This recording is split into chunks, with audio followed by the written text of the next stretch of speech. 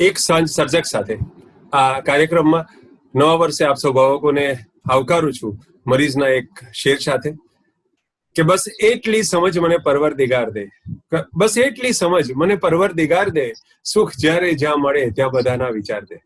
અને આપ સૌ જાણો છો કે આ ગઝલમાં એક શેર એવો છે કે આવીને આંગળીમાં ટકોરા રહી ગયા, કે આવીને આંગળીમાં ટકોરા રહી ગયા, સંકોચ એટલો ન કોઈ બંધ દ્વાર દે, કે સંકોચ એટલો ન કોઈ બંધ દ્વાર દે. તો ગુજરાતી ગઝલના વારસામાં હૈયાથી દોડીને આંગળી સુધી પહોંચીને ટળવળી કે સળવળી રહેલા ઉમળકાના સંકોચની વાત મરીઝ સાહેબે કરી. તો એ ગુજરાતી કવિતાનો વારસો હતો, ગુજરાતી કવિતાનો ભૂતકાળ હતો. ગુજરાતી કવિતાના વર્તમાનની મૂડીમાં ભીતને ખખડાવવાનું સાહસ છે. આજે જેની સાથે મુખોમુખ થવાનું છે, જેના રૂબરૂ થવાનું છે, કવિ કહે છે કે સાવ અમથા ભીત ખખડાવી તો એ ખુલી ગઈ, કે સાવ અમથા ભીત ખખડાવી તો એ ખુલી ગઈ, બારણાની નાથ આ ઘટનાથી બહુ રૂઠી ગઈ, કે સાવ અમથા ભીત ખખડાવી તો એ ખુલી ગઈ, બારણાની નાથ આ ઘટનાથી બહુ રૂઠી ગઈ. તો ભીત ખખડાવી જુઓ, આવું બિલકુલ નાવીન્ય સભર જેમનું પ્રથમ કાવ્ય સંગ્રહનું નામ છે. આખું ગુજરાત હવે તો જેને એક જાગૃત પત્રકાર તરીકે, કોલમિસ્ટ, કટાર લેખક તરીકે ઓળખે છે, અને હવે એક જ્યોતિષના અભ્યાસી તરીકે અને ભવિષ્યના જ્યોતિષાચાર્ય તરીકે જેઓ કાઠું કાઢી રહ્યા છે, એવા કવિ કુલદીપ કારિયાનો પ્રથમ પરિચય મને એમની આ રચના વાંચીને થયો હતો. ભાવક મિત્રો, આ સર્જક સાથે સાંજ કાર્યક્રમમાં કુલદીપભાઈ આપણી સાથે ઉપસ્થિત છે. એમની જે પહેલી રચના મેં સાંભળેલી અને પછી તરત 2013ની સાલમાં એક કવિ સંમેલનમાં એમને હું મળેલો પણ ખરો. તો તારીખ પણ મને બરાબર યાદ છે, 23મી નવેમ્બર 2013ના દિવસે અમે મળેલા. તો એ જે ગઝલની હું વાત કરી રહ્યો હતો, એ ગઝલમાં એ કહે છે કે આજે ભલે ને ચોતરફ એનો વિરોધ છે, કે આજે ભલે ને ચોતરફ એનો વિરોધ છે, મારી ગઝલની કુંડળીમાં રાજયોગ છે, કે આજે ભલે ને ચોતરફ એનો વિરોધ છે, મારી ગઝલની કુંડળીમાં રાજયોગ છે. તો આ ગઝલના મતલામાં એક ભાવિ જ્યોતિષીના જ્ઞાનનો સંકેત પણ છે અને એક ઉભરતા કવિનો આત્મવિશ્વાસ પણ છે. કુલદીપને એના વિરોધથી ફરિયાદ નથી. જે અખતરા કરે એને ખતરો તો રહે, એટલે એ તો બિંદાસ થઈને કહે છે કે આવા હજી હજાર અખતરા કરીશ હું, કે આવા હજી હજાર અખતરા કરીશ હું, ખુશ્બુ ઉગાડવાનો આ પહેલો પ્રયોગ છે, કે ખુશ્બુ ઉગાડવાનો આ પહેલો પ્રયોગ છે. તો અહીં કવિની ખુમારી અને કવિના વૈજ્ઞાનિક જુસ્સાનો સમન્વય જોવા મળે છે. તો દર થોડા દાયકે દરેક ભાષામાં, આપણી ભાષામાં પણ થોડા એવા કવિ આવે છે જે ભાષાને, સાહિત્યને, કવિતાને એક ડગલું આગળ લઈ જાય છે. મને કવિ કુલદીપ કારિયામાં એ દિવસે એ શક્યતા ભારોભાર દેખાઈ, અને છેલ્લા 7 વર્ષોના અમારા સંપર્કમાં હું ચોક્કસ કહી શકું કે એ એવા પંથે જઈ રહ્યા છે જે એમનું ભવિષ્ય ઉજ્જવળ છે. અને આ ગઝલના છેલ્લા, એમને તમારી સમક્ષ રજૂ કરવું એ પહેલા, આ ગઝલના છેલ્લા શેરમાં એ ભાવકને ચેતવે છે કે કુલદીપને તું પી શકે દરરોજ સહેજ સહેજ, કે કુલદીપને તું પી શકે દરરોજ સહેજ સહેજ, જોજે બહુ પીતો નહીં એ હેવી ડોઝ છે, કે જોજે બહુ પીતો નહીં એ હેવી ડોઝ છે. તો આપણને ફરીથી મરીઝ યાદ આવે જે કહે છે કે મારા કવનનું આટલું ઊંડું મનન ન કર, કે મારા કવનનું આટલું ઊંડું મનન ન કર, કઈ યાદ રહી જશે તો ભૂલાવી નહીં શકે. તો પરંપરા સાથેના અનુસંધાન વગર કોઈ પણ આધુનિક કવિ રહી શકતો નથી. કોઈ પણ અનુઆધુનિક કવિ પરંપરા સાથેનું જોડાણ ત્યાગીને મને નથી લાગતું કે કવિતા લખી શકે. તો કુલદીપને પરંપરાનો પરિચય છે, એટલું જ નહીં, પરંપરા પ્રત્યે આદર પણ છે, પણ એને આકર્ષણ છે, એને જે ખેંચાણ છે તે આધુનિકતાનું છે, નાવીન્યનું છે. તો આ સાહસિક કવિને આવકારીએ. કુલદીપભાઈ, સ્ટેજ ઇઝ ઓલ યોર્સ. આજના આપણા જે ભાવકો છે, આપણા ગુજરાતી સાહિત્યના ચાહકો છે, એમને આપની એક શ્રેષ્ઠ રચનાથી આવકારો, આપના શબ્દોથી અને પછી આપની રચનાથી આવકારો. જી, થેન્ક યુ સો મચ રહીશભાઈ, અને સૌને હેપી ન્યુ યર, નવા વર્ષના રામ રામ. અને કાર્યક્રમની શરૂઆત એક ગઝલથી કરતા પહેલા જરાક પરંપરાની રહીશભાઈ વાત કરી તો હું લાલચ નથી રોકી શકતો. પરંપરાનું ને આધુનિકતાનું એવું છે કે કોઈ પણ વૃક્ષ છે એ મૂળથી જોડાયેલું હોય છે, પણ એને જવાનું આકાશ તરફ જ હોય છે. એટલે દરેક નવા કવિને પરંપરાથી જોડાયેલું પણ રહેવાનું છે અને આકાશ તરફ ગતિ એને કરવાની હોય છે. એટલે આ પરંપરા અને આધુનિકતા સાથેનો આપણો નાતો છે. બે એકબીજાથી મને તો ઘણી વાર લાગે છે અલગ જ નથી, રાઈટ? અને મારી ગઝલ રજૂ કરીશ. પેલા એક શેર છે કે ધાર્યું હતું એથી કઈ લાખો ગણી શ્રદ્ધા લઈને, ધાર્યું હતું એથી કઈ લાખો ગણી શ્રદ્ધા લઈને, જાણે ગઝલ સૌ સાંભળે છે હાથમાં ચોખા લઈને.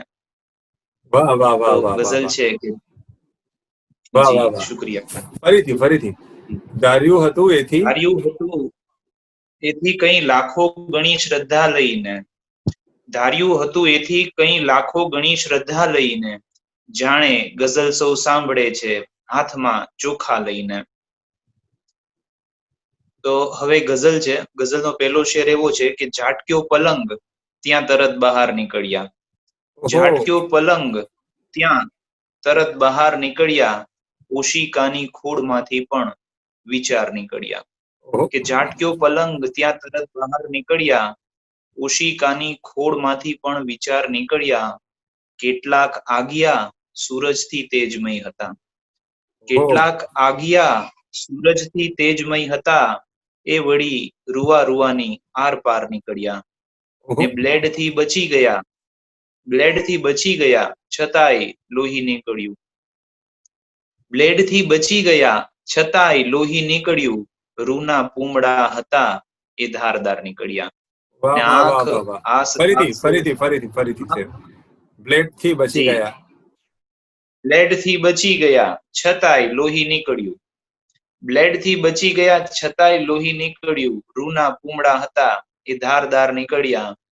ને આંખ આસપાસ ડાઘ રહી ગયા છે આજ પણ, આંખ આસપાસ ડાઘ રહી ગયા છે આજ પણ, શીતળાની જેમ આંસુ એકવાર નીકળ્યા. કે આંખ આસપાસ ડાઘ રહી ગયા છે આજ પણ, કે શીતળાની જેમ આંસુ એકવાર નીકળ્યા. ને જેવી રીતે કોઈ બેડરૂમ માંથી નીકળે, કે જેવી રીતે કોઈ બેડરૂમ માંથી નીકળે એ રીતે અમે શરીરમાંથી બહાર નીકળ્યા. વાહ વાહ વાહ વાહ વાહ.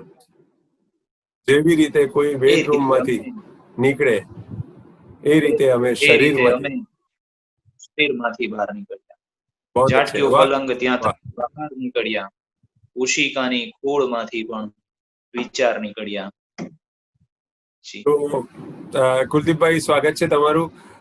ગુજરાતી ગઝલના, ગુજરાતી કવિતાના, ગુજરાતી સાહિત્યના, ભાષાના સૌ ચાહકો આપણને સાંભળી રહ્યા છે ને આવનારા સમયમાં પણ આ એક તમારી સાથેના એક યુવાન, એક પ્રતિભાશાળી કવિ સાથેના આ સંવાદનું આપણે દસ્તાવેજીકરણ કરી રહ્યા છીએ. એટલે જ્યારે કોઈને રસ પડશે ત્યારે આ મુલાકાત આપણી જોશે. તો તમારો એક શેર મારા વાંચવામાં આવ્યા કે બચપણમાં મેં એવી રીતે પુસ્તક ચોર્યા, કે બચપણમાં મેં એવી રીતે પુસ્તક ચોર્યા, કાનુડાએ જેવી રીતે ચોર્યું માખણ, કે કાનુડાએ જેવી રીતે ચોર્યું માખણ. તો મને એમ લાગે છે કે વાંચનનો ખૂબ નાની ઉંમરથી તમને શોખ હશે, જેમણે તમને પરિવારના કે શેરીના નાના વાતાવરણમાંથી અચાનક વિશ્વની સન્મુખ કરી દીધા. પણ તમારી થોડી દ્રષ્ટિની દુર્ગમતા, તકલીફ અને એની સામે વાંચનનો આ શોખ, આ બેના વિરોધાભાસ વચ્ચે કઈ રીતે તમારું બાળપણ ચાલ્યું, આ બધી વાતોને સાંકળી લઈને તમારા બાળપણ ઉછેર વિશે થોડી વાતો કરો. આમ જોઈએ તો મારા ફેમિલીમાં વાંચનનું ખાસ વાતાવરણ નહીં, પણ બેસિકલી શું હતું, મારા પપ્પા આ એક હેરિડેટરી ચીજ હોય તો છે. જેમ આપણને ક્યારે ખબર પડે કે મારા પપ્પા કોલેજના 1 વર્ષ સુધી ભણેલા છે, જાજુ ભણ્યા નથી. પણ જયારે પડધરીમાં હતા તો લાઇબ્રેરી ખોલતા, લાઇબ્રેરીને સંજવારી કાઢતા, એ મેન્ટેન કરતા, ત્યાંથી પુસ્તકો લેતા મૂકતા, બરોબર. એટલે પપ્પાને ત્યારે વાંચવાનો બહુ શોખ હતો. પપ્પા ખૂબ નવલકથાઓ વાંચતા, કનૈયાલાલ મુનશી થી લઈને અશ્વિની ભટ્ટ સુધી. અને પપ્પા વાંચતા તો પછી જયારે એમને સરકારી નોકરી મળી, આગળ એ સંસારમાં પડી ગયા. અને હા, વિશેષ એક હતું, પપ્પાને ક્રિકેટનો ખૂબ શોખ હતો. તો એ ક્રિકેટ પર ચર્ચાપત્ર મુંબઈ સમાચારમાં લખતા. અને જ્યારે છપાઈ જાય તો બહુ રાજી થતા કે મેં આર્ટિકલ લખ્યું, એવું એને ફીલ થતું. એમ છપાયેલા અક્ષર, પ્રકાશિત અક્ષરો જોવાનો જે રોમાંચ છે એ મને લાગે તમને વારસામાં કંઈક મળ્યો. હા હા, બિલકુલ બિલકુલ બિલકુલ. એટલે પેલું કોલસા જેવું હોય ને કે ભાઈ રેતી નીચે દબાઈ ગયો તો પણ હજી જગતો હતો. એમ એ સમય આવ્યો તો એ વસ્તુ મારામાં પણ આવી. મને પણ પુસ્તકોનું આકર્ષણ, ખેંચાણ, હું વાંચવાનું લાઇબ્રેરીમાં મેમ્બર બન્યો, પછી પુસ્તકો વાંચતો. અને મારા આંખની થોડી લિમિટ હતી, પણ આ લિમિટેશન સાચું કહું તો મને કોલેજ કાળમાં આવ્યો પછી મને વધારે દેખાવા માંડી. કારણ કે પછી આંખને થાક લાગતો. એમ ત્યાં સુધી તો મને એટલું ખબર ના પડતી. અને સાચું કહું તો મારું વાંચવાનું આકર્ષણ આમ હાઈસ્કૂલમાં આવ્યા પછી જ વધતું ગયું. એમ એટલે જેમ વાંચનનું આકર્ષણ વધતું ગયું એમ થોડુંક આંખને થોડીક મુશ્કેલીઓ પણ વધતી ગઈ. પણ મેનેજ થઈ ગયું, એવો કોઈ ઇશ્યુ નથી. મને તમારા બે શેર યાદ આવે છે એ વાત પર, અને કે જોઈ શકાતું હોય જો ધુમ્મસની આરપાર, કે જોઈ શકાતું હોય જો ધુમ્મસની આરપાર, તો દ્રશ્ય પણ વહી શકે નસનસની આરપાર. ને એણે કહેલો માર્ગ ક્યાં સમજી શક્યું કોઈ, કે એણે કહેલો માર્ગ ક્યાં સમજી શક્યું કોઈ, ખિલ્લાની જેમ સૌ ગયા જીસસની આરપાર, કે ખિલ્લાની જેમ સૌ ગયા જીસસની આરપાર. ને આમાં એક શેર છે કે પૂછો નહીં કે એ પછી આકાર શો થયો, કે પૂછો નહીં કે એ પછી આકાર શો થયો, ચારેય રેખા વિસ્તરી ચોરસની આરપાર, ચારેય રેખા વિસ્તરી ચોરસની આરપાર. તો આ જ્યારે ચારેય રેખા ચોરસની આરપાર વિસ્તરે ત્યારે માણસ કોઈ ચોકઠામાં બંધાઈને રહેતો નથી. તો મને શરૂઆતથી તમારી કવિતા પ્રત્યે એક આકર્ષણ રહ્યું છે, તમારી મૌલિકતા પર મારી એક નજર રહી છે. તો આ કવિતાની અંદર એ કેવું અચરજ તમને ક્યાં દેખાયું, કઈ રીતે દેખાયું, કયા સંજોગોમાં તમે કવિતા તરફ ખેંચાયા, એક કવિ તરીકે તમારા ઉદ્ભવમાં અને વિકાસમાં કયા કયા પરિબળો હતા, એની થોડી વાત કરો. કવિતા લખવાની સાવ શરૂઆત એવી રીતે થઈ કે જ્યારે અમે ફેમિલીના મેમ્બર્સ બધા, મારા કઝિન્સ અમે બધા ભેગા થતા. તો મારો એક કઝિન છે ધવલ કરીને, તો એ આપણે જેને રેલવે સ્ટેશન પર શાયરીની ચોપડી મળતી હોય છે એવી એ 2 પંક્તિની શાયરીઓ સંભળાવે, બરોબર. અને બધા વાહ વાહ કરે, અને બધા પછી એ બુકમાં નોંધી રાખે, પછી બીજે જાય તો બીજે સંભળાવે, અને આમ ઇમ્પ્રેશન પડે એની. આપણને એમ થાય કે હારું મસ્ત છે, કઈક મજા આવે છે. એટલે પેલું આકર્ષણ ત્યાંથી થયું. પછી 7th સ્ટાન્ડર્ડમાં હતો તો હિન્દીમાં આવી રીતે લીટીઓ, પંક્તિઓ લખી. સ્વાભાવિક છે કે એમાં કઈ બંધારણ ન હોય ને એમાં કઈ હોય ને, એ આપણે પાર્ટીમાં લીટા કરતા હોય એના જેવી વસ્તુ હોય. એટલે પછી ત્યારે સંભળાવતો ને બધા જે આજુબાજુના લોકો હોય એમ કે વાહ બહુ જોરદાર છે, બહુ જોરદાર છે. પછી યોગાનો યોગ એવી જ રીતે હરિવંશરાય બચ્ચન એક્સપાયર થઈ ગયા. ત્યારે મને એમ થયું કે મારે હરિવંશરાય બચ્ચન હિન્દીમાં બહુ સારું લખતા, તો મને એમ થયું કે મારે મારી ભાષામાં લખવું જોઈએ. તો મેં ગુજરાતીમાં ત્યારે પહેલી વખત કવિતા લખી, પણ એ કઈ કવિતા નહોતી, એ લખ્યું એમાં. પછી એવી રીતે હું મારા સ્કૂલમાં સંભળાવતો કે આ સ્કૂલમાં પીરિયડ હોય ને તો એમ કે ભાઈ ફ્રી પીરિયડ હોય તો એમ કે કાર્યાને ઉભું કરવું એ સંભળાવશે કંઈક એમ. એટલે હું પછી સંભળાવું. પછી એવી જ રીતે એક આકર્ષણ ત્યાંથી આવ્યું કે હું સંગીતના સ્કૂલમાં જતો. મેં સંગીતમાં 3 વર્ષ કરેલા છે, ગાયનમાં. 1 વર્ષ હાર્મોનિયમમાં કર્યું છે મેં. તો સંગીત સ્કૂલમાં જયારે હું જાતો, હું 7th સ્ટાન્ડર્ડમાં હતો, અને ના 8th સ્ટાન્ડર્ડમાં હતો, સંગીત સ્કૂલમાં જતો ને ત્યારે. તો અહીંયા અમારે એક સંગીતના સર હતા, દેવેન્દ્ર સર કરીને, દેવેન્દ્ર રાવલ એમનું નામ. હા, તો એને એવું એક ગીત લખ્યું હતું કે હમ ભારત કી હે સેના, હમે કોઈ જીત શકે ના. તો અને એ ગાય, એનો કમ્પોઝિશન પણ એને બનાવેલું. તો મને એમ થયું આ જબરજસ્ત છે, આવું કઈક આપણે કરીએ તો. એટલે મેં એમની ઇમ્પ્રેશનમાં ત્યારે બરાબર ન્યુ યર એન્ડ થતો હતો, સોરી યર એન્ડિંગ હતું, 31st હતું ને ન્યુ યર વોઝ કમિંગ. તો મેં એવું લખ્યું કે નઈ સદી કા નયા સાલ હે, મેરા ભારત બેમિસાલ હે, એવું કંઈક લખ્યું. પછી સંગીત તો છૂટી ગયું, સંગીત જતું રહ્યું, પણ કવિતા સાથે મેં નક્કી કરી લીધું કે આપણે કવિતા તો લખવી જ છે, મેં કીધું. એટલે પછી મીનવાઇલ એવું થયું કે અમારે સ્કૂલના એક ટીચર હતા, એમના ઉપર મેં કવિતા લખી. મને એમ થયું ટીચર મને બહુ આમ પ્રોત્સાહિત કરતા હતા. એટલે એક આપણને પેલું રાજ કપૂર ને એના ટીચર પ્રત્યે ક્રશ હતો. આપણે મેરા નામ જોકર માં એવું આવે છે. સિમ્મી, હા જી. એવું મને લાગે છે કે દરેકને હોય છે. દરેક છોકરાને એના ટીચર પ્રત્યે, તમે સાયકોલોજીના જ્ઞાતા છો એટલે તમે મારા કરતા આ બધું વિશેષ જાણતા હો, તો ટીચરને મને એના પ્રત્યે આકર્ષણ હતું, તો મેં એમના ઉપર એક કવિતા લખી. પછી ટીચરે, એ મેચ્યોર હતા એટલે એ તો સમજી ખરી કે આ છોકરાઓને તો આવું હોય એમ. એટલે એને મને કીધું કે કુલદીપ, તું છે ને રચનામાં જાતો જા. રચના કરીને એક સંસ્થા છે, ત્યાં બધા સાહિત્યકારો ભેગા થતા હોય છે.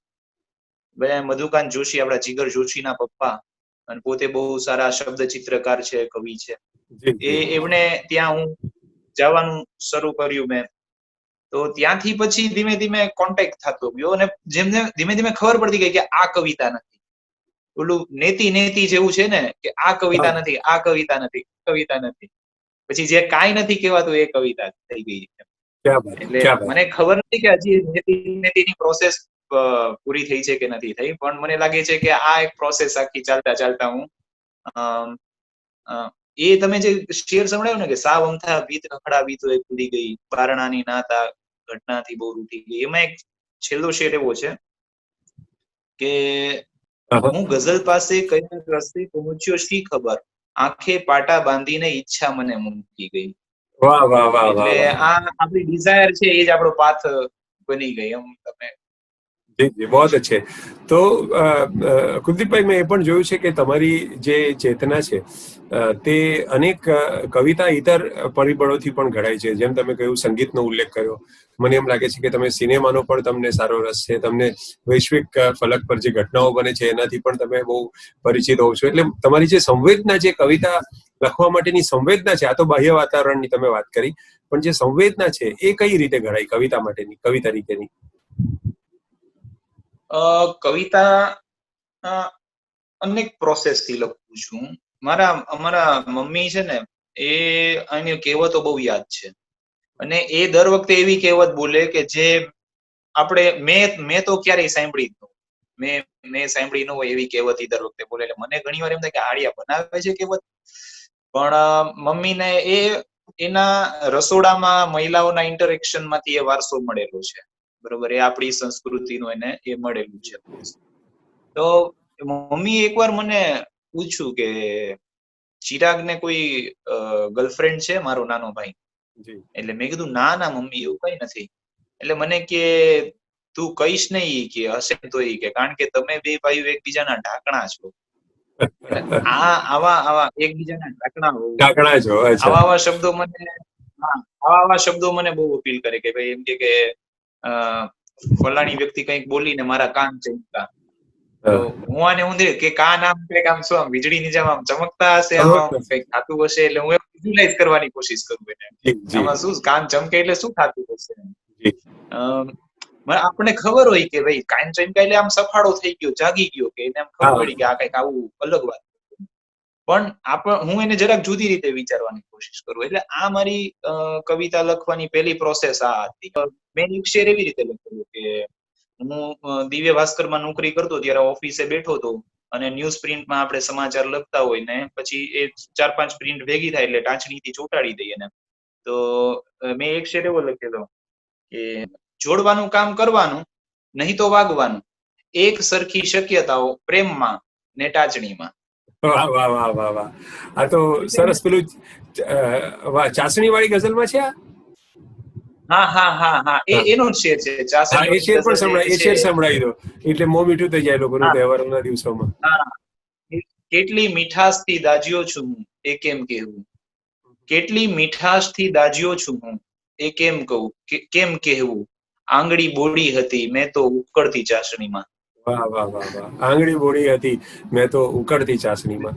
તો આ ચાસણીના જે બંને ગુણ છે, ઉકળતા હોવું, ગરમ હોવું અને મીઠા હોવું, એ બંનેની સહઉપસ્થિતિ, બંનેનો વિરોધાભાસ આની અંદર જે કવિની દ્રષ્ટિ જાય શબ્દના અર્થમાં, ત્યારે આવી કવિતા, આવા શેર નિપજતા હોય છે.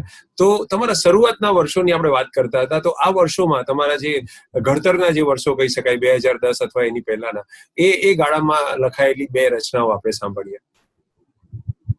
હા, ત્યારે મેં જે લખ્યું સ્ટાર્ટિંગમાં એ હું તમને સંભળાવું છું.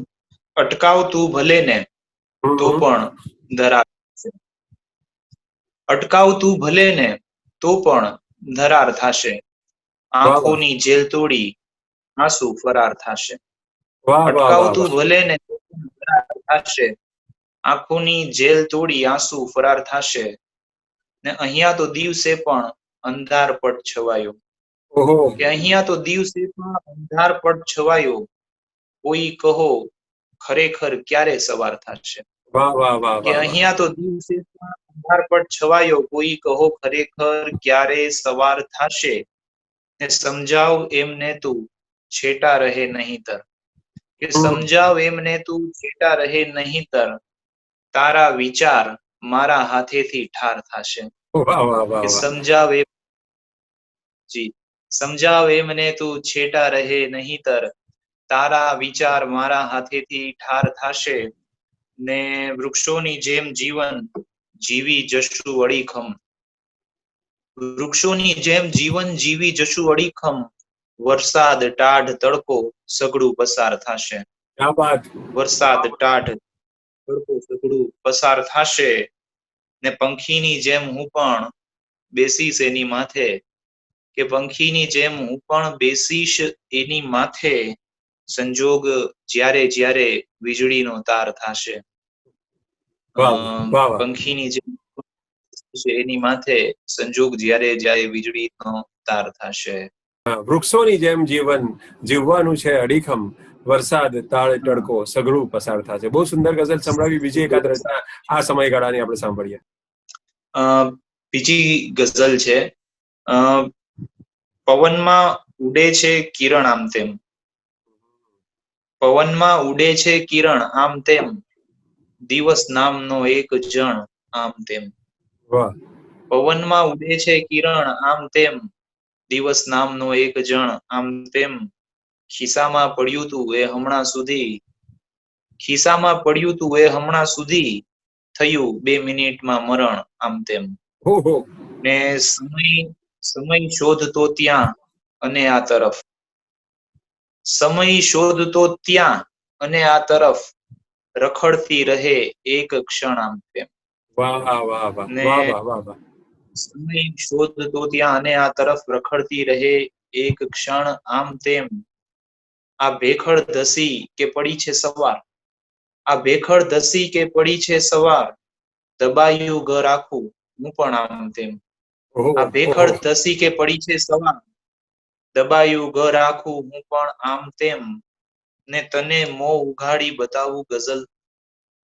તને મોં ઉઘાડી બતાવું ગઝલ. મને નાનો સમજી ન ગણ આમ તેમ. તને મોં ઉઘાડી બતાવું મને નાનો સમજી ન ગણ આમ તેમ. વાહ વાહ વાહ વાહ. તને મોં ઉઘાડી બતાવું ગઝલ. મને નાનો સમજી ન ગણ આમ તેમ. આ વામન અસ્તિત્વ છે એમાં વિરાટનું જે દર્શન છે એ પણ એક રીતે જોવા જઈએ તો ગઝલ દ્વારા કવિતા દ્વારા આપણે કરતા હોઈએ છીએ. કુલદીપભાઈ, બહુ સરસ બંને રચનાઓ તમે સંભળાવી. અને શરૂઆતના દિવસોમાં 2013ની આસપાસની સાલમાં તમારી બીજી પણ એક ગીત જેવા મીટરમાં એક ગઝલ મેં સાંભળી હતી કે સંબંધોની ટ્રેન અચાનક પાટા પરથી ખડી ગઈ છે. જે શેર તમે એની અંદર એક લખ્યો છે મને બહુ જ પસંદ છે શેર, એટલે આ સંભળાવું છું કે સંબંધોની ટ્રેન અચાનક પાટા પરથી ખડી ગઈ છે. 2-3 સપના થયા છે ઘાયલ, 2-3 ઈચ્છા મરી ગઈ છે. કે 2-3 સપના થયા છે ઘાયલ, 2-3 ઈચ્છા મરી ગઈ છે. અને શિખર સુધી તો પહોંચ્યું છે બસ મારા હોવાનું એક ટીપું. કે શિખર સુધી તો પહોંચ્યું છે બસ મારા હોવાનું એક ટીપું. ઓગળતા ઓગળતા આખી જાત પગથિયે રહી ગઈ છે. કે ઓગળતા ઓગળતા આખી જાત પગથિયે રહી ગઈ છે.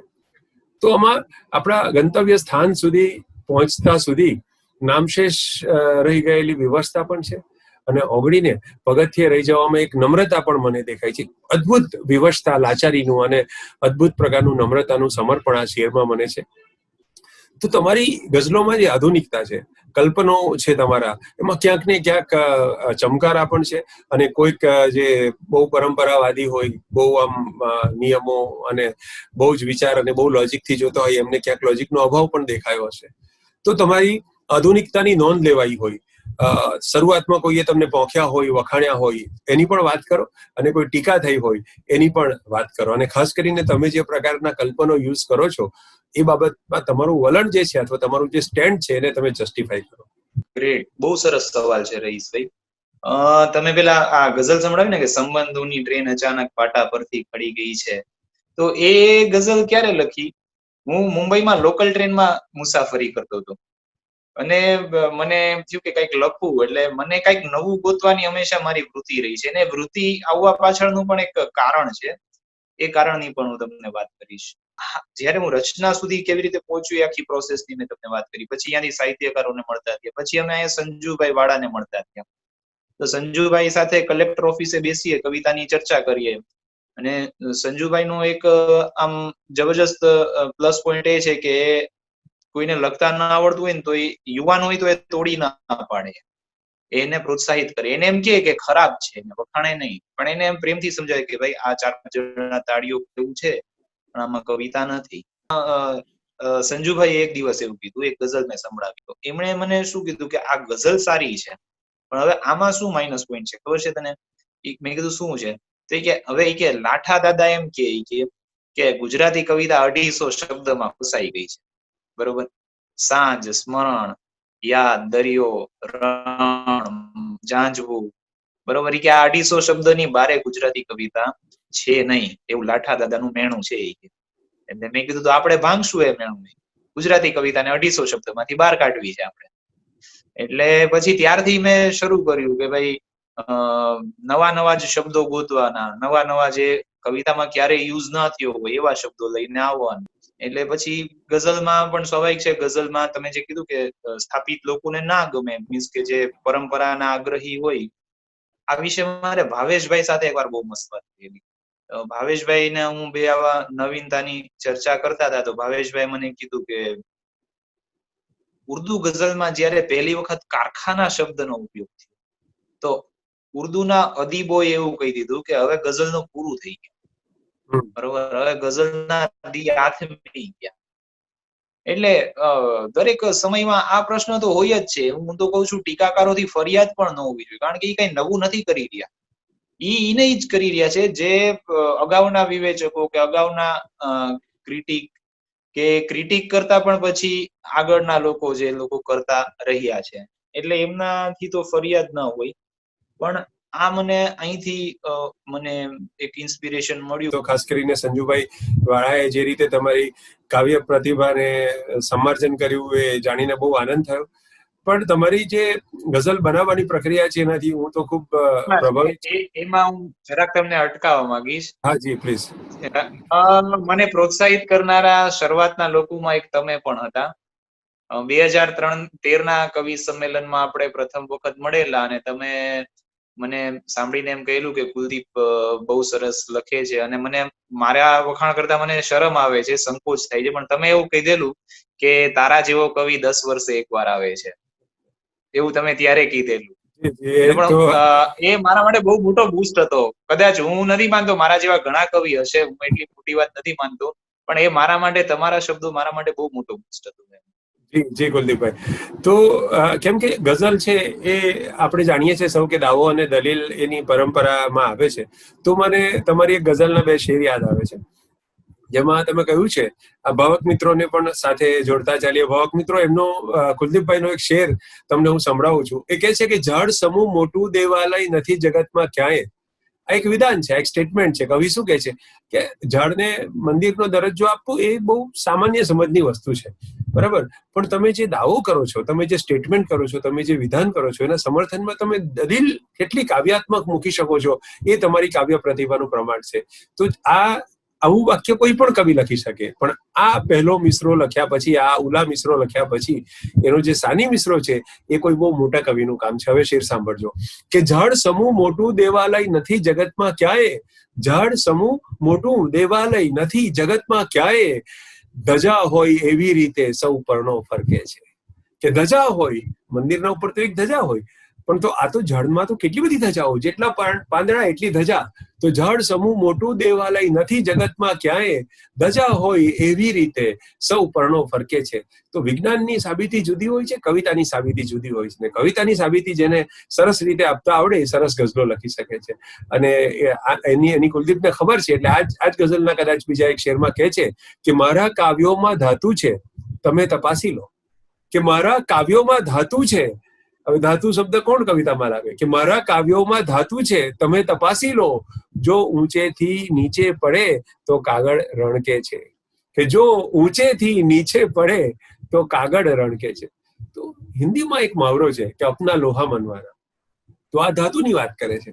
તો એ વાત પણ અહીંયા કેવા અદ્ભુત દાવા દલીલ સાથે આવે છે કે મારા કાવ્યોમાં એ લોહો, એ લોખંડ છે, એ તમે તપાસો. કેમ કે જો મારો શબ્દ પડે ઊંચેથી, ક્યાંથી ઊંચેથી આવે છે અને પડે તો કાગળ આખો રણકે છે. તો આ રણકાર તમારો આગવો રણકાર છે કુલદીપભાઈ. તો આ જે ગાળો છે એ ગાળાની બીજી બે રચના તમે સંભળાવો, પછી આપણે વાતને આગળ વધારીએ. જી ચોક્કસથી. કે જોવાનો એટલો બધો લાગી ગયો છે થાક, કે જોવાનો એટલો બધો લાગી ગયો છે થાક, મૂકી દીધી છે આંખ પણ ચશ્માના બોક્સમાં. મારા તરફ જોવાનો એટલો બધો લાગી ગયો છે થાક, કે મૂકી દીધી છે આંખ પણ ચશ્માના બોક્સમાં. ને મારા તરફ એને કશું આકર્ષતું હશે, કે મારા તરફ એને કશું આકર્ષતું હશે, કરતી નથી એ મારી સાથે વાત ફોનમાં. કે મારા તરફ એને કશું આકર્ષતું હશે, કરતી નથી એ મારી સાથે વાત ફોનમાં. ને પાનાને વાંચતા તરત કોરા થઈ જતા, પાનાને વાંચતા તરત કોરા થઈ જતા, અક્ષર વરાળ થાય એ ગરમી છે જોણમાં. કે પાનાને વાંચતા તરત કોરા થઈ જતા. તમે આપણને એમ લાગે, કોઈને એમ લાગે કે ભાઈ આ કેવું કે ભાઈ આ એક આમ સાવ કલ્પના, કેવી કોરી કલ્પના છે, આમાં કઈ વાત નથી. એમ કે ભાઈ આમાં કઈ કવિતા નથી, કે તમે જાદુ મંતર કરી દીધું કઈ, કે આમ કર્યું આમ થઈ ગયું, આમ કર્યું આમ થઈ ગયું. એવું નથી. તમે ખૂબ વાંચો ને તો પછી આમ તમને ધૂંધળા અક્ષરો દેખાય, કે કઈ દેખાય જ નહીં. 1 સેકન્ડ માટે કે 5 સેકન્ડ માટે એવું થાય કે તમને તમારી પાનું લખેલું પાનું કોરું લાગે. ત્યારે ઈ સ્થિતિમાં આપણે આવી જાય તો આપણે ત્યારે કે ભાઈ કઈ નહીં, કોરું નથી થયું, એ તો અક્ષર વરાળ થઈ ગયા છે. આજે એક ટ્રેન્ડ એવો પણ પડી ગયો છે કે ભાઈ ગઝલ એટલે એમાં એક રોણું જ હોય, એમ કે એક દુઃખ જ હોય, રોવાનું જ હોય. પણ એવું નથી, ગઝલમાં દુઃખને હસી કાઢવાનું હોય છે. સાચી વાત છે, રૂપાંતર છે. મરીઝનું આપણને શેર આવી જાય કે આંસુ ઢળીને હોઠ પર આવી ગયા મને, પીવાને કાજે મારું રુદન હોવું જોઈએ. એટલે આપણને એમ થાય કે એ કેટલું અટ્ટહાસ્ય કરવાનું મન થાય, એમાં આપણને કઈ રોવાનું મન ન થાય. એવો શેર છે કે આપણને ખડખડાટ હસી પડીએ. એટલે આ અક્ષર વરાળ થાય એ ગરમી છે જોણમાં, ને ક્યારેક ટેપમાં રપ્પાને સાંભળવું, ક્યારેક રપ્પાને સાંભળવું, અને સ્પીકરમાં હું પ્રવેશતો કાવ્યોની શોધમાં. જંગલને ફૂટી પણ માટી ન છોડતી, જંગલને ફૂટી પાંખ, જંગલને ફૂટી પાંખ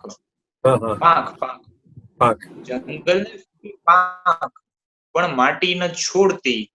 મન મારું રૂમમાં છે, હું બેઠો છું હોલમાં. જોવાનો એટલો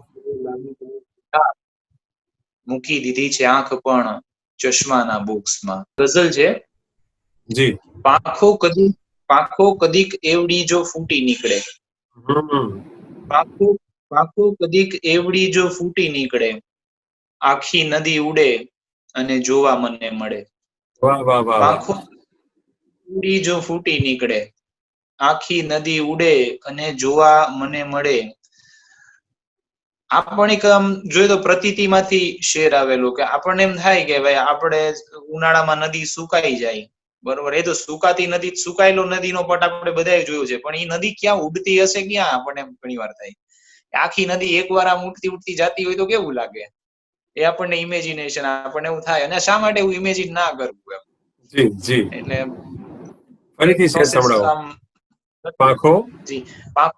પાંખો કદીક એવડી જો ફૂટી નીકળે, આખી નદી ઉડે અને જોવા મને મળે. વાહન બરફના ચોસલા જેવા હશે કદાચ, વાહન બરફના ચોસલા જેવા હશે કદાચ, ગરમી પડે ને રોડનો ટ્રાફિક ઓગળે. વાહ. જ્યારે ધીરજ તૂટી અને વેરાઈ જાય છે, જ્યારે ધીરજ તૂટી અને વેરાઈ જાય છે, સાવરણી જેમ ચોતરફ આંખો ફરી વળે. વાહ વાહ વાહ વાહ વાહ જ્યારે વાહ વાહ વાહ વાહ. જ્યારે ધીરજ તૂટી અને વેરાઈ જાય છે, સાવરણી જેમ જો તરફ આંખો ફરી વળે. તડકો વરસતો શહેર પર આખો દિવસ પછી, તડકો વરસતો શહેર પર આખો દિવસ પછી, કોરા ન થાય ત્યાં સુધી રસ્તાઓ જળ હળે. વાહ વાહ વાહ તડકો વાહ. વરસતો શહેર પર આખો દિવસ પછી, કોરા ન થાય ત્યાં સુધી રસ્તાઓ જળ હળે. ને માથું ભલે ને આગમાં અથડાય રોજ રોજ, કે માથું ભલે ને આગમાં અથડાય રોજ રોજ, કુલદીપ લખી શકે છે એ નીચે નહીં વળે. વાહ વાહ કે વાહ વાહ માથું વાહ. ભલે ને આગમાં અથડાય રોજ રોજ. વાહ વાહ વાહ જી. વાહ. અચ્છા, તો આપણે વાત કરતા હતા તમારા વિકાસ ક્રમની, તમારી કાવ્ય યાત્રાની. પછી તો તમારો કાવ્ય સંગ્રહ પ્રગટ થયો, ભીત ખખડાવી જુઓ. અને આપણે જે ભીત શેરની વાત કરી. ખખડાવી તો, લેટ મી કરેક્ટ, ભીત ખખડાવી તો ખુલી, અચ્છા, ભીત ખખડાવી તો હા, ખુલી. ભીત ખખડાવી તો ખુલી, સોરી.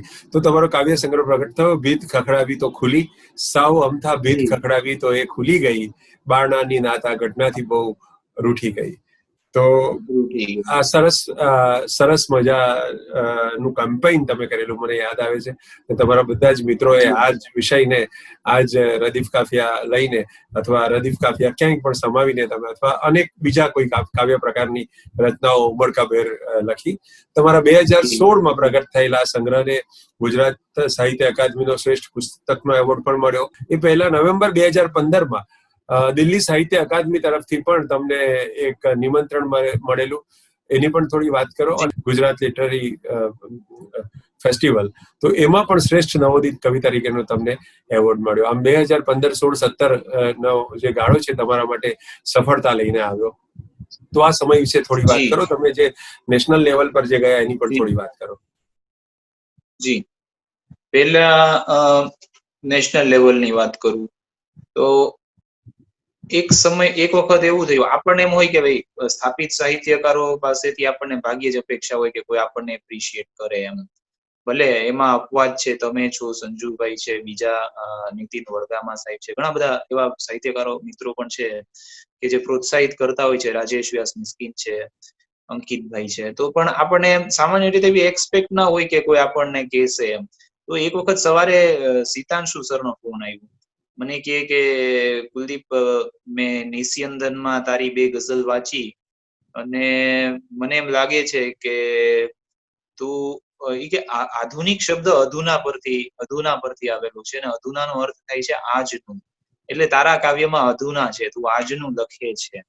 એટલે આ શબ્દો મારા માટે બહુ આમ એકદમ પ્રોત્સાહિત કરનારા હતા. અને પછી મને કીધું કે અમે તને દિલ્હી મોકલવા માંગીએ છીએ ભાષાનું પ્રતિનિધિત્વ કરવા યંગ રાઇટર્સ ફેસ્ટિવલમાં, તો તું જઈશ? મેં કીધું બિલકુલ સર, આ તો મારા માટે બહુ મોટું સરપ્રાઈઝ છે. મેં કીધું ચોક્કસથી જઈશ.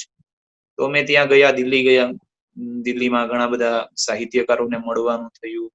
જુદી જુદી લેંગ્વેજના લોકોની થોટ પ્રોસેસ શું હોય છે એ આપણને એક જાણવા મળ્યું.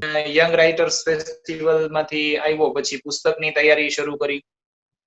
બધા કહેતા હતા, ઇન્સિસ્ટ કરતા હતા કે ઘણા ટાઈમ થી લખે છે, પુસ્તક કર, તારે હવે રાઈટ ટાઈમ છે પુસ્તક કરવાનો. અને મારી પાસે પણ સિલેક્શનમાં 70-80 રચનાઓ મારી પાસે એવી હતી કે જે હું મૂકી શકું. તો પુસ્તકનું અમે કર્યું કે પ્રકાશકને તો હું ઓળખતો ન હોઉં કોઈને, એટલે કેવી રીતે પુસ્તક કરવું એ એક લોચો હતો. તો મને પાર્થ કરીને મિત્ર છે, પાર્થ તારાપરા.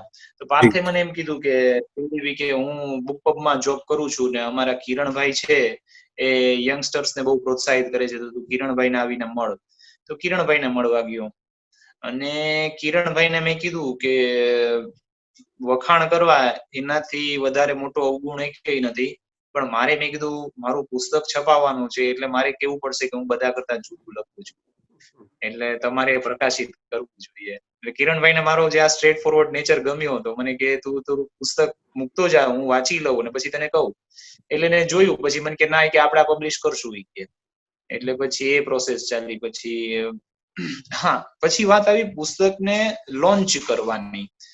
તો લોન્ચ કરવા વખતે એવું થયું, કિરણભાઈ કીધું કે એક કામ કરીએ તો આનું ટાઇટલ બહુ સરસ છે, તો આપણે કે એવું ફેસબુક પર એક કાર્ડ બનાવીને મૂકીએ કે ભીત ખખડાવીએ તો શું થાય, અમને લખો, તમારું કલ્પનાનું વિશ્વ મોકળું કરો કે ભીત ખખડાવો તો શું થાય. એટલે કવિતા લખો, હાઈકુ લખો કે ગદ્ય પદ્ય કંઈ પણ લખો. અને એના માટે બુકપબની વેબસાઇટ પર એક વોલ બનાવી કે જે લોકો કંઈ લખે એ બુકપબની વોલ ઉપર પબ્લિશ કરવાનું. તો ધીમે ધીમે લખવાનું સ્ટાર્ટ થયું અને પછી તો બધા ગૌરાંગભાઈએ લખ્યું, સંજુભાઈએ લખ્યું, ભાવેશભાઈએ લખ્યું, ભાવીને લખ્યું, અનિલે લખ્યું, શોભિત દેસાઈએ લખ્યું, ને મને ઘણા નામ યાદ નથી આવતા. ઘણા બધા એક એવા લોકોએ પણ લખ્યું કે જેમને જિંદગીમાં ક્યારેય એકેય કવિતા લખી નહોતી અને એમણે જે લખ્યું છે એને આપણે કવિતા કહી શકીએ નહીં. અને એવા લોકોએ પણ લખ્યું કે જે લોકો પોતાના 3-4 સંગ્રહો આપી ચૂક્યા છે ને જે લોકો આ ક્ષેત્રમાં પોતાનું લોઢું સાબિત કરી ચૂક્યા છે એમ. એટલે એ રીતે એક બહુ રિસ્પોન્સ મળ્યો, અમને ટ્રેમેન્ડસ રિસ્પોન્સ મળ્યો. અમદાવાદના, રાજકોટના કે એવા ગુજરાતના લોકોએ તો લખ્યું જ, પણ કેનેડાના લોકોએ લખ્યું, ઓસ્ટ્રેલિયાથી કવિતાઓ આવી, બરાબર, અમેરિકાથી આવી. એટલે આ અમારા માટે એક આનંદ હતો કે ચલો આ બાને લોકો કનેક્ટ થયા સાહિત્ય માટે. બહુ સરસ વાત હતી એમ, સાહિત્ય માટે સારી વાત હતી. મારા માટે તો પછી ઠીક છે, પણ સાહિત્ય માટે આવી એક સરસ ઘટના બની. અને પછી અમે એની લિટરરી ક્વોલિટીથી પણ જાણતા હતા કે આમાં સારું રચનાઓ પણ હોય ને ખરાબ રચનાઓ પણ હોય. એટલે આને મેં કીધું આપણે પ્રગટ ન કરી શકીએ પણ આપણે આ બધાને એક યાદગીરી રૂપે એક ગ્રંથ આપીએ. એ પણ મારા પ્રકાશકનો આઈડિયા હતો. તો પ્રકાશકે કીધું કે આપણે બધાને ગ્રંથ આપીએ. તો મેં કીધું સરસ, મોકલો. તો એ રીતે અમારું પુસ્તક પબ્લિશ થયું. અને પછી સેમ જે રીતે એ શું નામથી પબ્લિશ કર્યું એ પુસ્તક, એ સંકલન? એ પુસ્તક હતું, એ પુસ્તકનું શીર્ષક પાર્થે આપેલું અને પુસ્તકનું જે પ્રીફેસ છે એ પણ પાર્થે લખેલું છે. અને પુસ્તકનું નામ છે દિવાલ પરના ચિત્રાંકન. ચોરી ના થઈ શકે વાળી ગઝલ સાંભળવાની ઈચ્છા છે અત્યારે. હા, 2-4 કિરણોથી વધુ ચોરી ન થઈ શકે. 2-4 કિરણોથી વધુ ચોરી ન થઈ શકે. આખા સૂરજની કોઈથી કોપી ન થઈ શકે. ક્યા વાત. 2-4 કિરણોથી વધુ ચોરી ન થઈ શકે.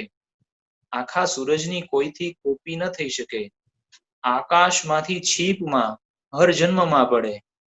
આકાશમાંથી છીપમાં હર જન્મમાં પડે. એક બૂંદ કે જે કોઈ દી મોતી ન થઈ શકે. વાહ વાહ. આકાશમાંથી છીપમાં જન્મમાં પડે એક બૂંદ કે જે કોઈ દી મોતી ન થઈ શકે. અને શું એને ફેવિક્વિક થી ચોંટાડી છે તમે? શું એને ફેવિક્વિક થી ચોંટાડી છે તમે? કે ભૂખ પેટથી કદી નોખી ન થઈ શકે. વાહ. કે શું એને ફેવિક્વિક થી ચોંટાડી છે તમે? કે ભૂખ પેટથી કદી નોખી ન થઈ શકે. ને ટેટુની જેમ જીભ પર ત્રોફાવશે બધા. ટેટુની જેમ જીભ પર ત્રોફાવશે બધા. સૌરાષ્ટ્ર જેવી ક્યાંય પણ બોલી ન થઈ શકે. વાહ વાહ વાહ વાહ. સૌરાષ્ટ્ર જેવી. અમે એક અને પેલો જર્નાલિઝમ શેર રહી ગયો, કોલેજમાં, કપમાં ભરીને. હા, yes yes yes yes yes, thank you so much. તમે યાદ કર્યું એ મારા માટે જો એક આનંદ છે કે આપણે લખીએ ને કોઈને યાદ રહે.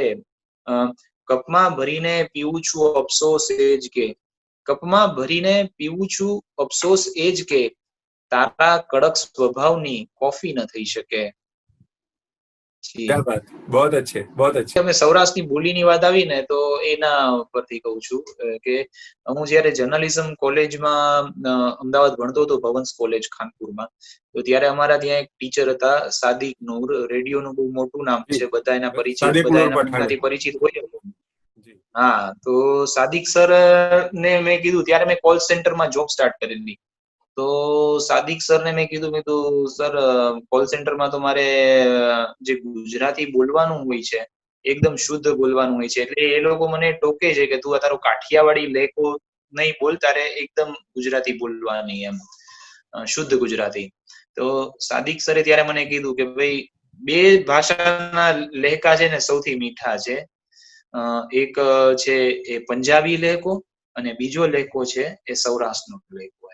તો તમારો શેર એક તમને સંભળાવું ને પછી આગળ સવાલ પૂછું કે ફૂલોનો પ્રેમ એ આખા જગતને આપવા ચાલી, ફૂલોનો પ્રેમ એ આખા જગતને આપવા ચાલી, હવાનો હાથ જાલીને મહેક સૌની થવા ચાલી. એમ તમારી કવિતા ગઝલ છેલ્લા દાયકામાં આખા ગુજરાતમાં, ગુજરાતના છાળકોમાં ફેલાય છે. ત્યારે કવિ તરીકે તમારી કવિતામાં ક્યાંક વિષાદ પણ દેખાય, ક્યાંક ઈશ્વર પ્રત્યે એના સમગ્ર તંત્ર પ્રત્યે ફરિયાદ પણ દેખાય, પણ એક સંભાવ સતત તમારી કવિતામાં છે. સમતાનો જે ભાવ છે અથવા એક કરુણા ભરેલી દ્રષ્ટિ છે તમારી કવિતામાં છે જગત માત્ર પ્રત્યેની. એમાં કુંઠિતતા કે સંકુચિતતા કોઈ જગ્યા પર નથી. એમ પણ હું કદાચ હું કહું કે પ્રત્યેક વિચારશીલ અસ્તિત્વધારી થોડા અસંતોષ સાથે જીવતો હોય છે. તો આ કવિતાએ કદાચ તમારા એ અસંતોષને અભિવ્યક્તિ આપી. પણ તમે પત્રકાર તરીકે જયારે લખો છો ત્યારે એ અસંતોષ તમારી કોલમમાં, કટારમાં દેખાતો નથી. કદાચ જ્યોતિષી તરીકેનો તમારો જે પ્રોફાઇલ છે એમાંથી પણ એ ડિસસેટિસ્ફેક્શનનું, અસંતોષનું તત્વ ગાયબ છે. તો આની પાછળનું રહસ્ય શું? એક સાચો કુલદીપ કયો, એ પણ એક વાત. અને તમારી કવિતાનો જે અત્યાર સુધીનો રંગ છે એ પણ અમે બહુ માણ્યો. તો આ નવા રંગમાં કોઈ ગઝલો કે એ લખી છે કે કેમ, એ પણ તમે મને જણાવો. જ્યારે મને લાગે છે કે લાઈફ અને થોટ છે ને સતત બદલાતા રહે છે. આ 34 વર્ષનો મને અત્યારે 34મું ચાલે છે, તો મેં એટલું અનુભવ્યું છે કે લાઈફ અને થોટ છે ને એ ક્યારેય સ્ટેટિક હોતા નથી, રાઈટ? હવે જ્યારે સ્ટાર્ટિંગ થયું તો જે લાઈફમાં સ્ટ્રગલ એ બહુ હતી, ડિસેટિસ્ફેક્શન એ બહુ હતી ને સમજ એ ઓછી હતી. પણ જેમ જેમ એક્સપ્રેસ થતા ગયા, લખતા ગયા, જેમ જેમ સમજતા ગયા અને જેમ જેમ રસ્તાઓ સરળ થતા ગયા, એમ અભિવ્યક્તિનો પ્રકાર બદલાતો ગયો, કહેવાનું કન્ટેન્ટ છે એ પણ ચેન્જ થતું ગયું. પછી જર્નાલિઝમમાં આવ્યા. તો જર્નાલિઝમમાં આવ્યા તો જે ટોટલી ફેક્ટ સાથે કામ પાર પાડવાનું હોય, કે મારા વડીલ મિત્ર ને હું જેમને ગદ્યમાં તો ગુરુની કક્ષાએ મૂકી શકું એવા દિલીપભાઈ ભટ્ટ એમ કે ભાઈ પત્રકાર છે એ વાસ્તવિકતાના ગારામાં એના હાથ જગોડાયેલા હોવા જોઈએ, બરોબર? એટલે કવિએ કલ્પના સાથે કામ પાર પાડવાનું છે, પણ પત્રકારના હાથ વાસ્તવિકતાના એને ઉપર માટી ચોટેલી હોવી જોઈએ, કે વાસ્તવિકતાની એને ફેક્ટ ખબર હોવી જોઈએ કે આજે મારા ગામમાં શું બન્યું છે, કે મારા સિટીમાં, મારી દુનિયામાં, કે મારા દેશમાં શું થઈ રહ્યું છે. તો એક ઇન્ટરેસ્ટિંગ એ હતું કે ભાઈ એ જે આપણે જે કઈ અનુભવી વાસ્તવિકતામાં, જે કઈ આપણે સત્યમાંથી પસાર થઈ, તો એ આપણે કવિતામાં લખવાની કોશિશ કરીએ, કે એને કવિતામાં આપણે પ્લેન ન લખીએ પણ કઈક જુદી રીતે લખીએ. અને ઘણી વખત કહું ને કે અમુક જે સત્ય હોય છે ને એ કલ્પનાતીત હોય છે. એમ એ તમે વ્યક્ત કરો ને તો કોઈક લોકોને એમ જ લાગે કે આ કલ્પના રજૂ કરે છે. એ કલ્પના જેવા જ સત્ય હોય છે આપણા, કારણ કે એ સત્ય સુધી આપણે ક્યારેય પૂછતા નથી. એક એવો એક તમને એક શેર એ કહું કે એક એવો શેર લખેલો, આ રમેશ પારેખ પાસેથી શબ્દ ઉછીનો લીધેલો મેં. આ રમેશ પારેખ નો ઓલું એક આ વરસાદળો સાલો પેલુંથી વાયડો, બરોબર?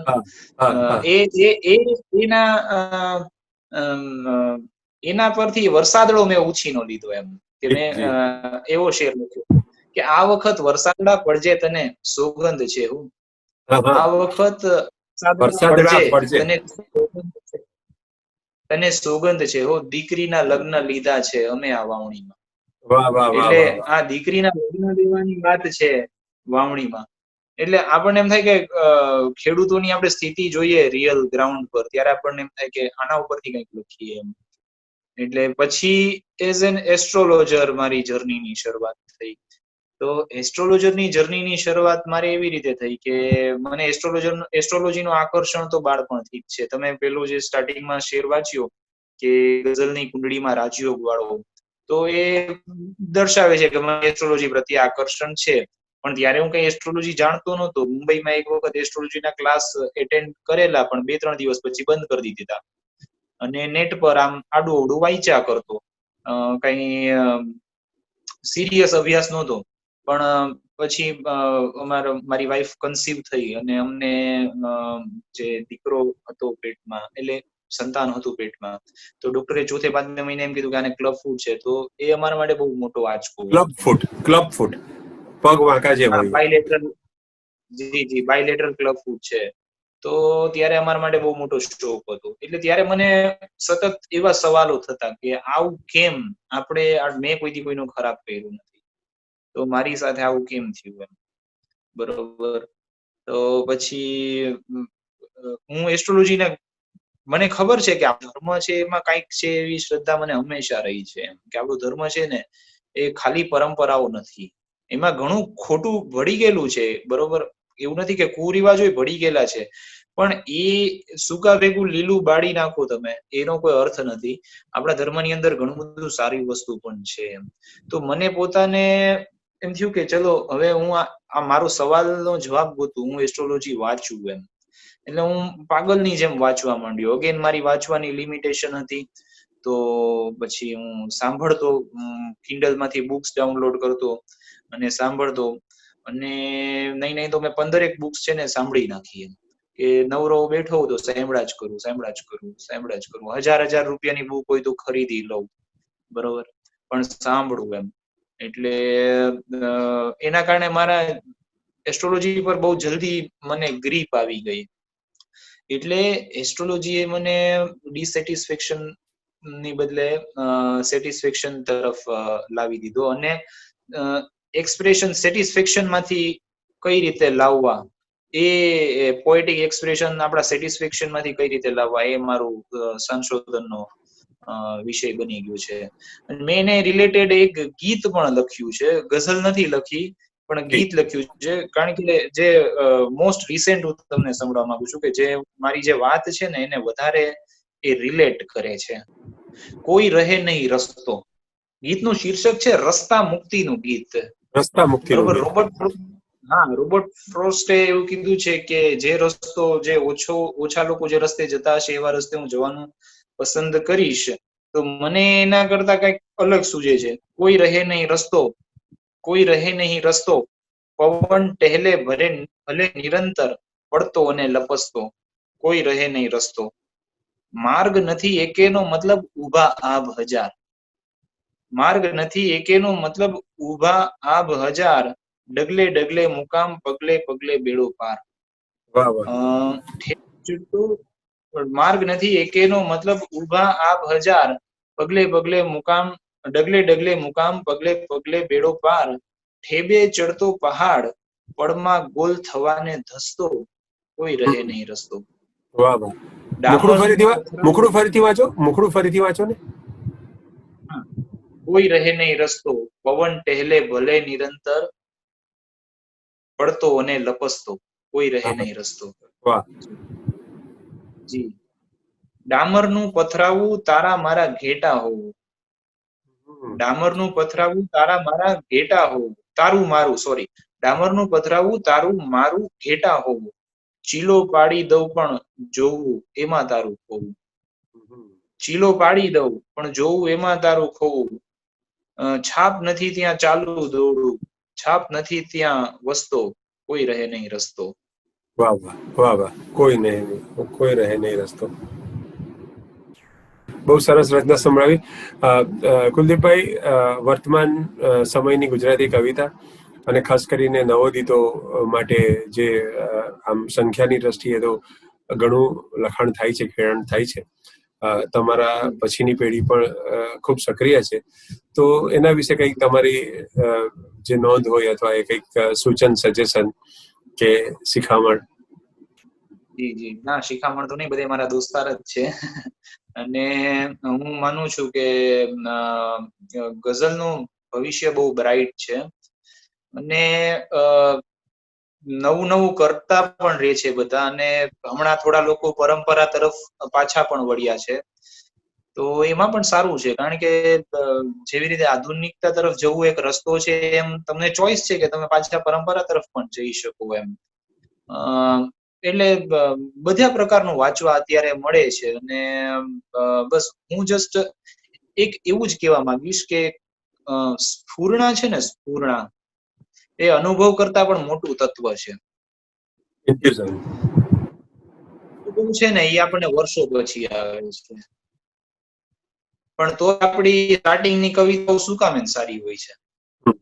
હાલો, બરોબર. કોઈ પણ આજે તમે માનો ને કે કોઈ પણ આર્ટિસ્ટ છે, ઇવન હું કહું શાહરૂખ ખાન લઈ લ્યો તમે, કે અમિતાભ બચ્ચન લઈ લ્યો, બરોબર. તમને શાહરૂખ ખાન ને જે બાજીગરમાં, ડરમાં કે દીવાનામાં જે એનું એક એક્સપ્રેશન હતું, કે ઇવન એની સિરિયલોમાં જે હું ઘણી વાર જોતો હોઉં ને, એની ક્લિપિંગ્સ ઘણી વાર ફરતી હોય છે. હા હા, તો એમાં એના જે એક્સપ્રેશન હોય ને, આપણને એમ લાગે આહા, આ તો જો કેટલા ફ્રેશ એક્સપ્રેશન છે, એમ એટલું સરસ છે એમ. એટલે સ્ફૂર્ણાને પકડી રાખવી બહુ જરૂરી છે. અનુભવ કરતા જો સ્ફૂર્ણાને અનુભવમાં ક્યારેક એવું થાય ખબર છે, આપણો અનુભવ આપણને કામ ન લાગે ને બીજાનો અનુભવ કામ ન લાગે, પણ સ્ફૂર્ણા હંમેશા કામ લાગવાની. એટલે મને એમ લાગે છે કે આપણે આપણી જાતને પૂછવું જોઈએ. આપણને પૂછવા કરતા આપણે 2 મિનિટ શાંતિથી બેસીએ અને અચાનક જે આમ ફડાંગ દઈને બહાર આવે ને મગજમાંથી વિચાર, એ તમારો વિચાર. બાકી બધું પછી એક એક્સરસાઇઝ થઈ જાય, એમ કે ભાઈ આને ઇક્વેશન ને તમે બેસાડવાની કોશિશ કરો. એટલે જો આપણે આપણી સ્ફૂર્ણા પ્રત્યે ઓનેસ્ટ રહ્યા ને, તો પછી મને લાગે છે કે કોઈ વાદને પકડવાની જરૂર નથી. બહુ મજાની વાત કરી કુલદીપભાઈ, બહુ સરસ વાત કરી. મારા માટે પણ આ નવી વાત છે. જ્યારે પૂરેપૂરી સમજ કેળવાયેલી નથી હોતી, જ્યારે પૂરેપૂરો અનુભવ સમૃદ્ધ નથી હોતો, ત્યારે નવીનતાનો જે ઉન્મેષ છે એ કદાચ સ્ફૂર્ણાના બળે જ પ્રગટે છે. બીજી કોઈ મહત્વની વાત રહી ગઈ હોય આપણા વાર્તાલાપમાં, સંવાદમાં, તો તમે ઉમેરી શકો છો.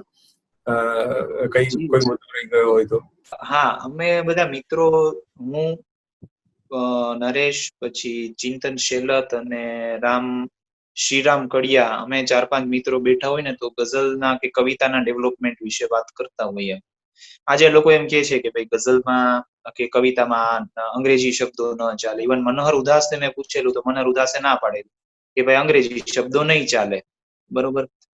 મેં કીધું ફાઇન, સારું સર, ભલે, કઈ વાંધો નહીં. પણ અગેન પ્રશ્ન એ થાય કે તમે તમારી જાતને ઓનેસ્ટ નથી રહેતા. હું આજે ઝાંઝવું જોયું નથી, હું રણમાં જાતો નથી ક્યારેય, તો મારે શા માટે એના ઉપર લખવું? મારે તો મારી આસપાસ જે વસ્તુ છે એના ઉપર જ મારે લખવું જોઈએ, બરોબર. હું જે જીવું છું એની આસપાસ તો રહેવાની કોશિશ કરવી જોઈએ ને. શબ્દકોશ જે મેન્ટેન કરે છે એ લોકો એને સ્વીકારે કે ન સ્વીકારે. ગણેશ દેવીએ એક બહુ સરસ વાત કીધી હતી કે ભાઈ ગુજરાતી જેટલી પોલ્યુટેડ થશે ને એટલી વધારે જીવશે. કોઈ પણ ભાષા જેટલી પોલ્યુટેડ થાય ને એટલી વધારે જીવશે.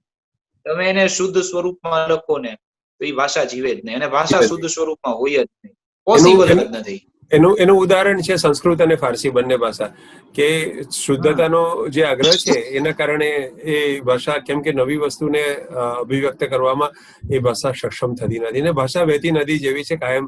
મને જે તમારી વાતમાં સૌથી વધારે ગમ્યું ને, કે મનહરભાઈએ એમ કહ્યું કે ગઝલમાં તો અંગ્રેજી શબ્દો ન ચાલે, તો તમે પહેલો જવાબ આપ્યો ફાઇન. સારું કહેવાના બદલે ફાઇન કહ્યું. તો આપની સાથેનો સંવાદ ખૂબ સરસ રહ્યો.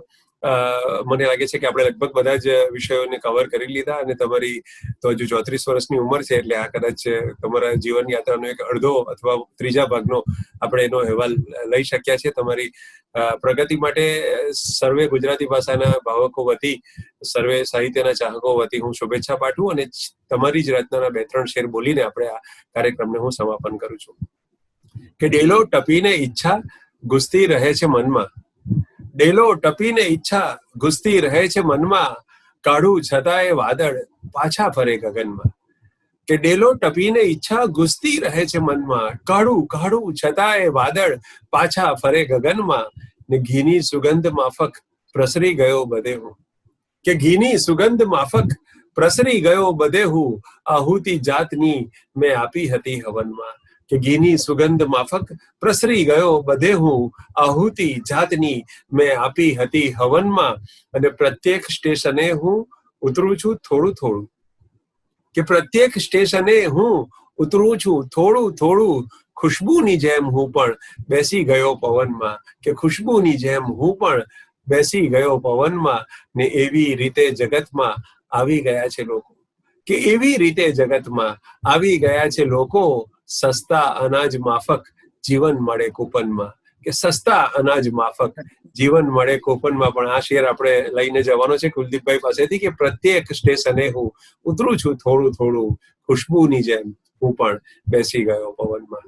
તો આ કુલદીપ કારિયા સાથેની આપણી આ યાત્રા ખૂબ જ સંતોષકારક, ખૂબ જ મનભાવન રહી. આપણે કુલદીપભાઈનો આભાર માનીએ અને ફરી કોઈક વાર આવા જ કોઈ બીજા અવસર સાથે ફરી મળીશું. Thank you very much. Thank you so much. Thank you રહીશભાઈ. Thank you.